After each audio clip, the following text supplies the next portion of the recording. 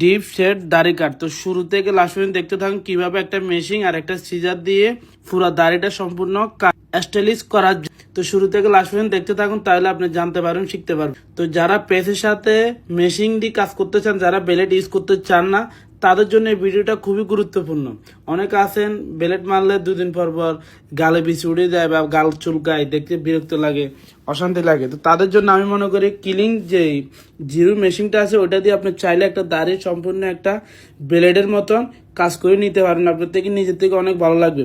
অনেকে আছে দেখা যায় যে সেলুনে যায়, শেভ করার পরে কয়েকদিন পরে অটোমেটিকলি ছোট ছোট বিচি উঠে যায়। তাদের জন্য আমি মনে করি এটা বেস্ট একটা সমাধান। কারণ একটা কিলিং মেশিন চাইলে কি না পারে আপনি বলেন।